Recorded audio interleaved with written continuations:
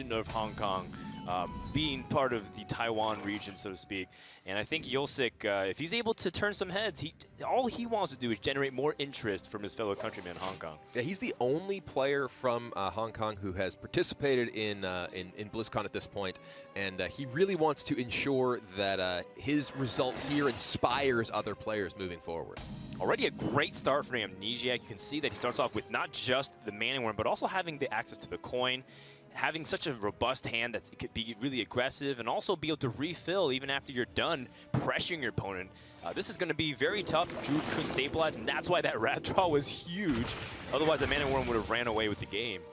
Amnesiac has a lot left over, though, and the Druid hand from Yulsic doesn't really have many other tools to deal with the threats Amnesiac is going to put out. The Tempo Mage deck, people have called it Tempo Mage pretty much since that term was coined, but it has a lot of ability to both play fast offense, as you know, we're going to see in this game at least, because this is going to be an uncontested Sources Apprentice, but it also has a lot of late game staying power thanks to card draw like Azure Drake, the Arcane Intellect. Even Acolyte of Pain is featured in Amnesiac's deck. Yeah, in fact, he's running pretty much the full burn version. He has 2 Acolytes of Pain, 2 Forgotten Torches. And while this might not surprise people who play the deck and know that you that can be very burn-oriented, a lot of people will start hedging halfway. They play maybe Ragnaros in the late game. Amnesiac pretty much just have the Defiance Portal and Flame Strike. After that, not even a Yogg-Saron, not a Ragnaros or anything. But he is going to transition, or look to transition, into killing his opponent. And the one thing that I think is pretty unique also to just the fact that the West compared to the East philosophy is that they don't really like being dependent on things like Cabal Stone. They'd rather just be able to have a very consistent game plan, and that's where the Acolytes of Pain come in. You're able to consistently draw into that burn lane. Yeah, the Cabal's Tome version is often touted as being a better version against, say, Control Warrior, because it gives you more tools to build up to a big Antonidas turn. But Amnesiac not bothering with any of that. He is going, sort of sleek and streamlined and just looking to end the game as quickly as possible. And this may be a quick one, as Yulsic does not have an answer to a Flame Waker with that Sorcerer's Apprentice on the board. This is going to be rough. It's going to be rough indeed, because Amnesiac, if he can just get some mileage out of the damage from his minions and Flamemaker, he has already 15 direct damage, possibly more if it scales with the spell damage from the Azure Drake and the Flamewaker. Yeah, Yulsic picking up an Arcane Giant. His average cast cost hand looks a little bit like hamsters in that Paladin game before. Bunch of expensive cards, and he is facing down a lot of power already. Like you said, that burn backing it up in the hand as well. I believe a swipe could help turn things around if Azure Drake lands that, but it has to be the next card, and Yulsic only has 2 chances out of whatever remains, about 20, 21, 22 cards. It's just like, it doesn't really seem likely that he's going to be able to hit that. It's his best hope, though, is to just Azure Drake and Pray to Find Swipe allow him to clear off most of Amnesiac's board here, thanks to that Innervate. And he's looking like he's kind of spending his time. He might be thinking, okay, maybe if I play Emperor this turn, that if my opponent doesn't have enough burn, I can try and come back. But none of his cards are high impact even the following turn. What he has, he needs something to support Malygos. Arcane Giant doesn't do anything in this kind of board. And he's going to go with that Azure Drake. It is not Swipe. Feral Rage can buy him maybe a little bit of breathing room, but he is still, he can only remove 1 of those minions if he does choose to use it. They're both so threatening. Flamewaker, of course, adds damage to everything, but Azure Drake also continues to add damage, and the 4/4 body is nothing to scoff at. Does take down Flamewaker, but he's down to just 18 health, facing 7 damage, and there's just... Yeah, that's actually just going to be it, I think. There's 7 damage plus Fireball, Frostbolt. He actually may be... Yeah, no, that is going to be exactly lethal for Amnesiac here. Closes out a very quick game 1 to take the lead in the series. Fast and furious, and the Tempo Mage off to a blistering start. Amnesiac off to a very fast game number 1. And I do have to wonder, is there an opportunity for Yulsic to take a different route at all? He did have the opportunity to innervate an Azure Drake instead of Nourish to try to go for Crystal. Did he take a too slow kill, do you think? It's possible that he did, because he innervated out that Nourish and wasn't building to anything but that Azure Drake. He didn't have a big follow-up to that big mana burst turn that he had and just fell further behind. All right, well, that wraps up game number 1. We're going to get game number 2 right underway. We'll be right back.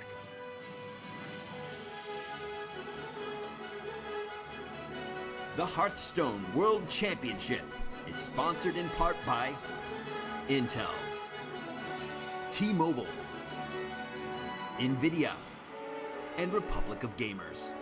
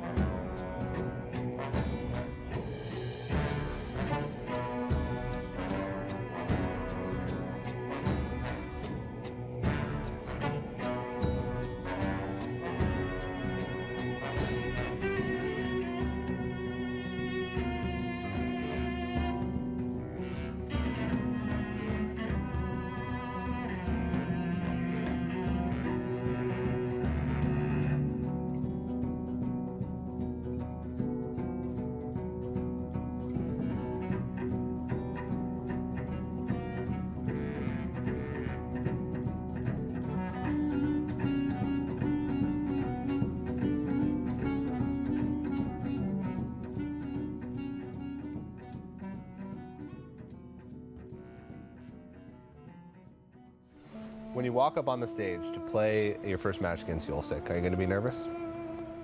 Probably not. I think I'm going to win. Young Savage doesn't lose. One problem that I see with you playing at BlizzCon is that your name is really hard to chant. You know what has less syllables, DJ? If you walk out on stage and everybody's chanting your name, are you going to be nervous? Young Savage doesn't get nervous.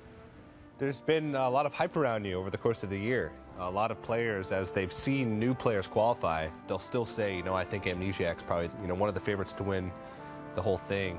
How do you feel about that? I think it's cool. I mean, I don't disagree with them, honestly. I definitely feel like I'm one of the strongest players at this tournament. I'm not just looking to make it out of groups or make it to semis. I'm definitely looking to win the whole thing. If you make it out of groups and you play in front of, you know, thousands of people, does that make you nervous? That just sounds cool. Yeah, it's pretty cool. What if you're playing against me on the big stage at BlizzCon? I don't think I get free wins at BlizzCon, TJ. Usually go by Amnesiac. Sometimes I go by Young Savage. When the goings get tough, I'm Captain America.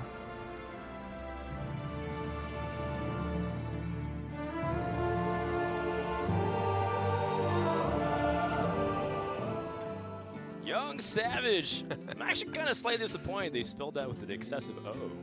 Young Savage is Y-U-N-G. It's true. Yeah, I don't know. I mean, I thought that the reason why TJ couldn't show up yesterday was because of Dr. Higgs, but I found out the reason why he couldn't show up today is because he's still recovering from those burns from Amnesia. He's just in the burn unit right now, getting the ointment right there. Savagery was too much. I love it, man. I love the personality. I love the trash talk. I love the confidence in such a young man who's been on the stage, and yet he looked poised as if he's a veteran of the scene. Yeah, absolutely. I mean, to be fair, confidence is something that often comes with youth. Some people would think overcome. Exactly. But no, I mean, Amnesiac has absolutely put up incredibly impressive performances to deserve the confidence that he does have, and we'll see if that will lead him through in this Hunter mirror match against Yulsic. Yeah. It may be a class mirror, but these are actually very different styles of Hunter deck. Amnesiac is playing a much more aggressive version. He has, as you see, the Argent Horse Rider in his hand. The top of his curve is Leroy Jenkins, while Yulsic goes all the way up to Ragnaros and Call of the Wild. So very, very different takes on Hunter, and a dynamic that I think significantly favors Amnesiac. Yeah, you know, one thing that's really cool about Amnesiac in general is that he just plays his own versions of stuff. I know a lot of players, they tend to rely on groupthink in Hearthstone, where enough people believe that this is to be good, where they just know it's good. Amnesiac, he's playing his own list of Hunter. For example, he's got Secret Keeper as pretty much his one drops, but he also tops out at Infested Wolf and Leroy Jenkins. That's such a weird mix. Normally you have the Chargers at the 3, you have the Argent Horse Rider, maybe a Wolf Rider, and then you go into Leroy Jenkins. Amnesiac's playing his own hybridish version with his own assortment of secrets, and that's what I really like about him. He's always willing to think outside the box. Yeah, absolutely. And Yulsic here with a slow opening, not terribly good against a deck that is going to be putting you under a lot of pressure early. Yeah, there's always an adage of the faster Hunter in the Hunter versus Hunter tends to be at the advantage because you're able to outpace your opponent, leverage your own hero power, and get the damage in. At the same time, there are some pretty impactful cards that Yulsic has. Houndmaster is one of the keys to swing if you're the slower Hunter. Yeah, though one of Yulsic's tools in his hand, the Desert Camel, particularly bad in a matchup like this one. The Camel giving your opponent a 1-drop. Though it is worth noting, the only 1-drops that Amnesiac has are those Secret Keepers. So if he does not find secrets to go with them, they're not nearly as powerful. But Yulsic will coin out Eaglehorn Bow, looking to stem the bleeding a little bit at this point and keep his health total under control. Yeah, Amnesiac has a couple options here to pressure his opponent. Both do have their merits as they're outside the bow attack. What are some of the things that you're really concerned about setting up this turn 3 as you have multiple options here?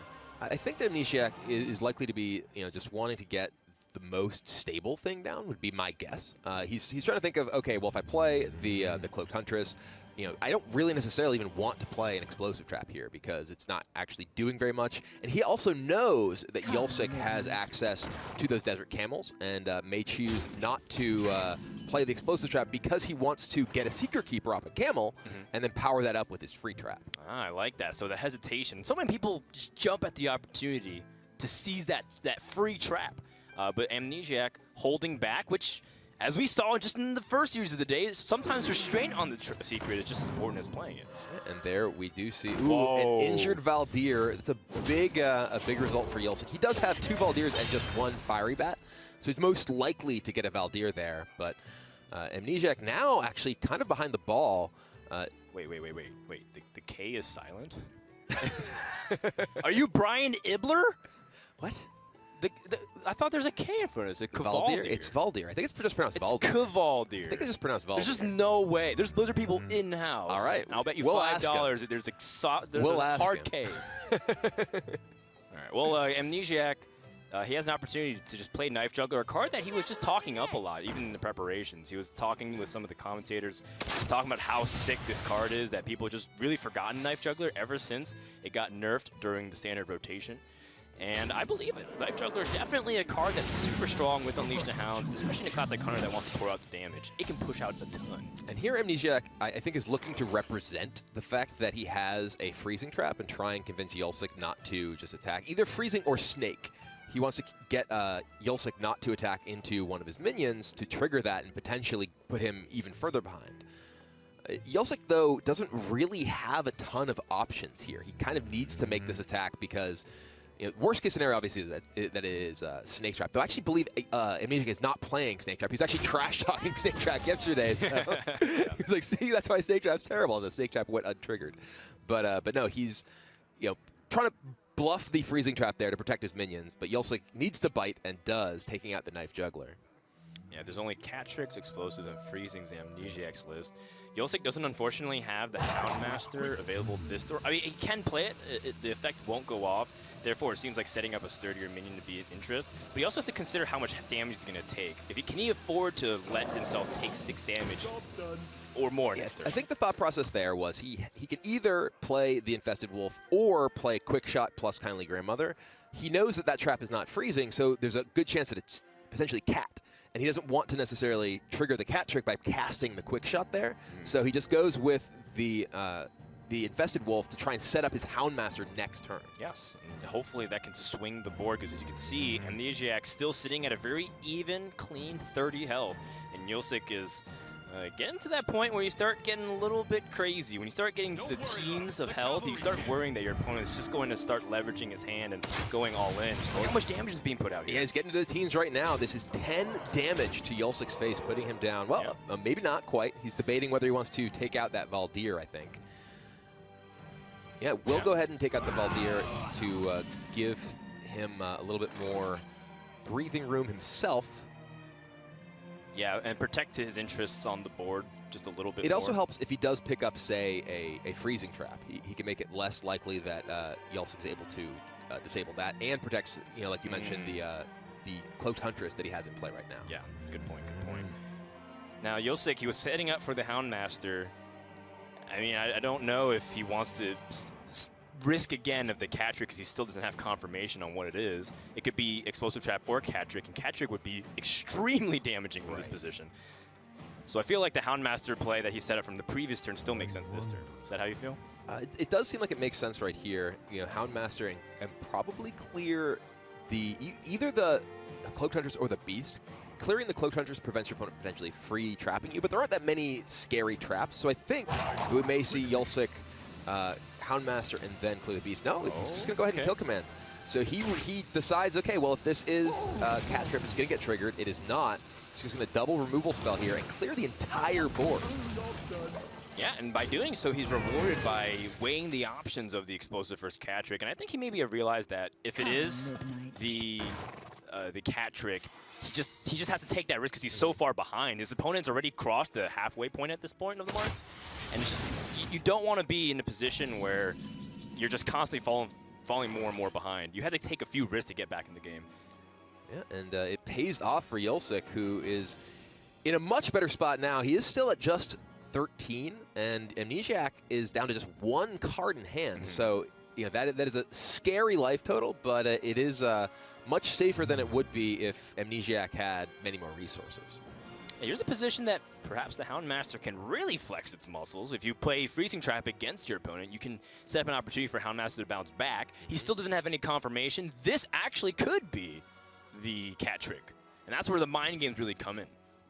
Yeah, I think Yulsic is trying to figure out, okay, if this is, well, if it is cat trick, the thing is he can actually just attack, check for freezing, and then play Huge Toad and Houndmaster this turn.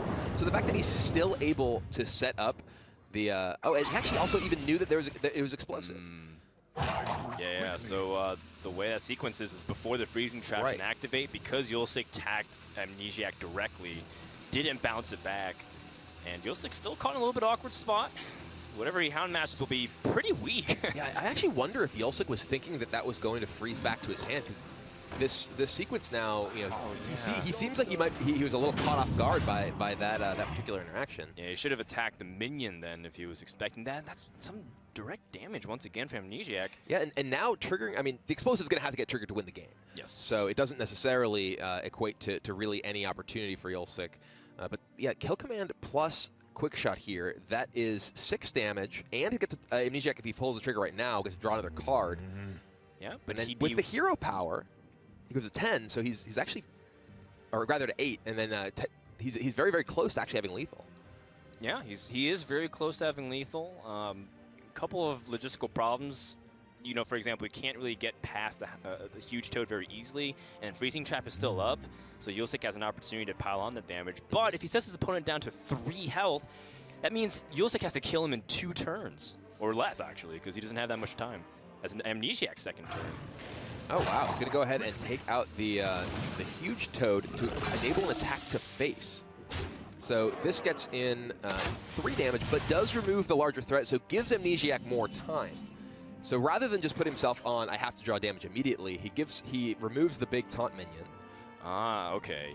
So what he's anticipating that Yulsic already has caught on that this is Freezing Trap. So if you attack with the Houndmaster to bounce it back, you're losing your ability to trade onto the board. And then you buff a minion that just becomes a 3/3, allowing your Cloaked Hunters to control the board again? Is this what he's thinking? Although at the same time, if he knows that there's a Freezing Trap up, it's clear that Yulsic will be able to redeploy a taunt minion, so he won't be able to get through additional minion damage. So he's still going to be in a position where he needs to drop burn. I think to him, he feels like it's still the same because his opponent's not threatened to kill him, and he's still just using his hero power to clock his opponent. And he gets past the point that where his opponent's taunting, so that way if he picks up a charge minion, he can also rack in that damage as well. It's true, and it does put Yulsic in a situation where he has to spend his resources awkwardly. Because now, if he does replay the Houndmaster, that's 6 mana, so he's not developing much to the board. I really do like this play from Amnesiac. It was not a line that I'd ever initially considered, but it's working out very well for him. Yeah, certainly seems to be the point of inevitability, and Yulsic is forced to try to be aggressive, but that's so pitiful. 5 damage is all he's dealt this game, and Amnesiac, And there's the bow. got him covered. So that's gonna wrap up game 2. Definitely quite a detour to finish the game, but Amnesiac gets the job done, and he's halfway there from being the Captain of America that he so wants to be. Give this man a shield. That's right. Well, at the same time, Amnesiac definitely felt like he was in control most of that, being able to get off to the early leads, but I felt like he also had advantageous matchups. The fact that he was able to get the coin early on and pressure the Druid, and now he was playing faster Hunter against slower Hunter. Is it always going to be smooth sailing from this point, Gibbler? I think Yulsic has a lineup that he's looking to beat the Warrior deck from Amnesiac. He even has the Swamp Ooze in his Zoo deck. So I definitely think that there's going to be potentially some bumps in the road for the young American. All right, well, it's going to find out what happens in game number 3 right after a minute.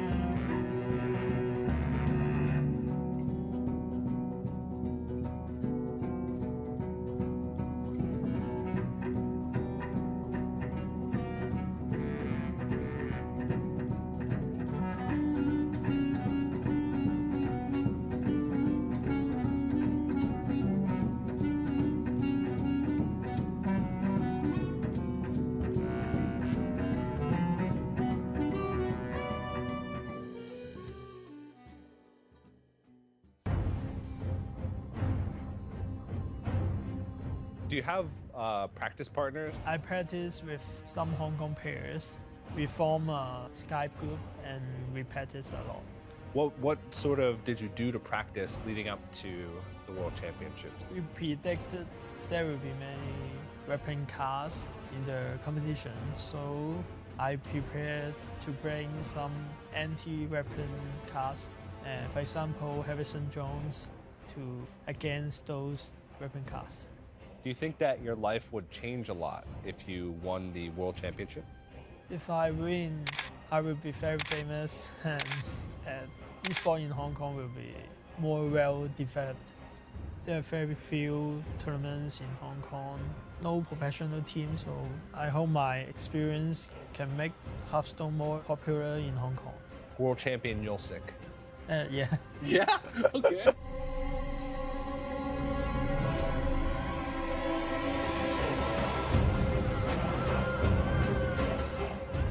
I love that the cameraman apparently didn't tell Yulsic when he's taking the pictures, redefining deer in headlights look. Well, it's like the paparazzi. They don't tell you when they're taking your picture, and he's going to be that famous. Yeah. You see? All right. By the way, I was given word, I was slipped a note in between those games, that it is pronounced with a hard K as an injured Cavaldier. It's the Cavaldier Raider. Kibler, you can PayPal me. Well, I mean, you just weren't pronouncing some players' names right all year, so I'll take this one right. Brian Ibler. Brian Ibler Gaming. All right, Captain America up 2-0. If he wins BlizzCon, we should give him a trophy that's a shield. Well, actually, pretty much all the trophies have been. He has a